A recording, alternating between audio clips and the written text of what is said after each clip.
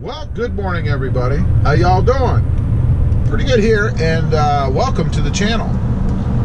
About cruising around in the Tundra this morning, and I was thinking about an article I read a couple days ago or something about trucks becoming family vehicles. In other words, they're not just for utility or work anymore. And I thought, you know, that's really true. And why wouldn't you or couldn't you use a truck as a family vehicle? You know, there's a ton of room in here nowadays. They make these things cavernous inside. I mean, you can see, you know, how much space there is in the back. You can comfortably fit 5 people in here, or a family of 4 with, you know, a couple little kids.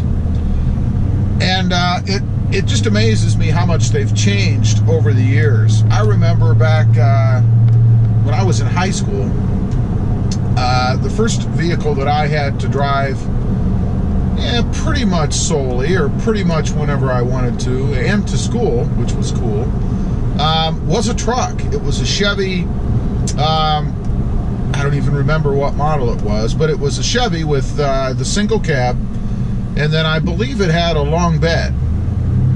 And one of the things I remember about that I always thought was really cool was it had dual gas tanks.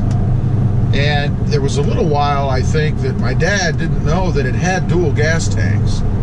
So I didn't have any money, of course. So when I would get low on gas, I would flip over to the other tank and just use that. So it was cool. But they were a lot different than they were today. It was very basic inside. Like I said, it was just the single cab, so you could push it and put 4 people in that thing if you wanted to. Of course, the 4th didn't have a seat belt, but you know, it was a bench seat. Very rustic inside. It was in really good shape. Might have had some rust on it. I don't really remember. But much different than they are today. Now with the and I remember too, the only time you ever saw a quad cab or maybe even a double cab is if it was for work. If it was a work truck and you had, you know, a few guys in it or whatever going to a job site or something like that, you would see those once in a while. But they certainly weren't common. They certainly weren't as common as the homeowner, I think, that might have had a pickup truck even back then. And it was just a single cab, you know, for really 3 people. So if you had a family of 4, you really couldn't use that as a family vehicle. Gas mileage, strangely enough, really hasn't changed a lot, at least as compared to the Tundra. I remember that thing got terrible gas mileage. And when you don't have any money and you're in high school, you know, that kind of makes a difference. But nonetheless, I love the truck. I love driving the truck. I had a lot of fun in that truck. But today's trucks are much more plush, I guess. I think if you blindfolded somebody and darkened out the windows so that they couldn't see around and what was on the outside, and put them inside one of today's trucks like this one, they wouldn't know whether they were in a truck or an SUV. The seats are plush. The appointments on the inside are all plush. It has a nice radio in it with a nice big screen. There's leather everywhere. Updated trim work, of course. This one even has wood trim in it. And it's a pickup truck when it comes right down to it. Of course, you lose a little bit, you know, when you go to the quad cab or full-size cabs or whatever you want to call it. In this case, the Crew Max. I don't have the you know, 8-foot bed like I did in that Chevy truck back in high school. But most people today that are going to drive these as a family vehicle don't need an 8-foot bed. And it wouldn't fit anywhere anyway. I mean, if you have an 8-foot bed on top of the quad cab in this truck, you're going to be talking about a pretty darn long truck. And I would think in most cases they wouldn't fit in the garage. Even these, the way they're set up today, don't fit in some garages. I know that because years ago I took one home, pulled it in my garage, and it hung out about a foot or so from the end of the garage. So they're big.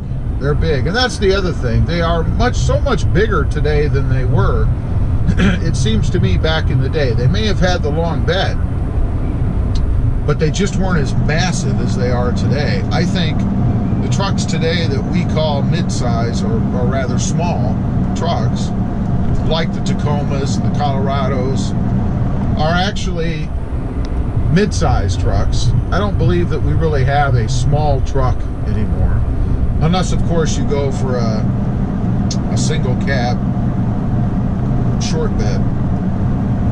That might be considered a small truck, I guess, but you don't see many of those. So generally, trucks that we have today are mid-size and up. What we call full-size is,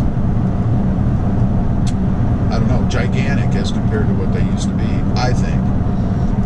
However, the one thing that I really like about the Tundra, and I've mentioned this before in other videos, is the way that they have the front end of this thing designed. It doesn't feel massive. It doesn't feel as giant, to me anyway, as some of the competition does. You know, the Rebel that I had felt huge because of the longer hood, I think. And I really believe the reason being for this is because the hood on the Tundra kind of starts out high and then slopes down. Because of that, you only see to about the midpoint of the truck. And when you drive off of the edge, like I do, it just feels shorter in the front, which gives you an overall smaller feeling than what the truck really is. Now, some might say, well, gee, that'll get you into trouble because, you know, you're not going to be able to judge the full size of the truck when you need to.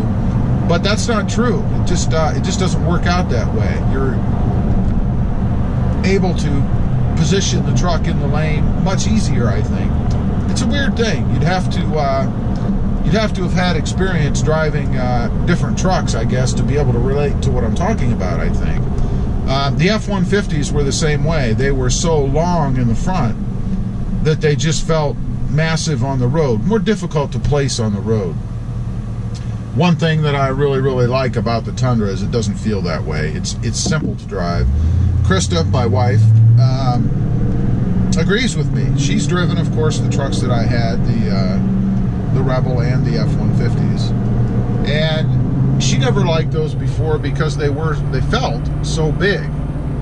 And again, I think it's because of the front end design on the Tundra and the way they have it set up so that you can tell easier where it is on the road.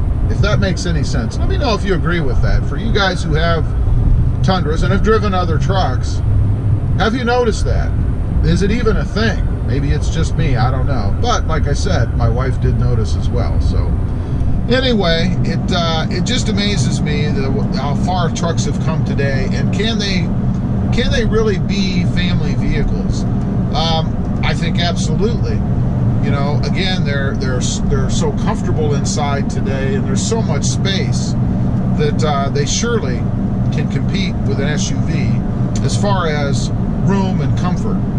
Obviously, if you're looking at fuel economy, gas mileage, not so much. But there are some versions out there, I suppose, that you know, deal with cylinder deactivation and other technologies that do improve gas mileage. But you're still not going to be at the same level as a Honda CR-V, let's say, or some other mid-size SUV. Anyway, appreciate you guys watching. I was just thinking about that. It really is true. Trucks today are really more likely to be family vehicles, I suppose, than ever in the past. You wouldn't have done that, or you would have had one as a family vehicle, you know, 20 years ago. As usual, appreciate you guys watching. Please give this video a big thumbs up. Hit that subscribe button if you haven't before. And we'll see you next time on the web. Have a good day. Bye.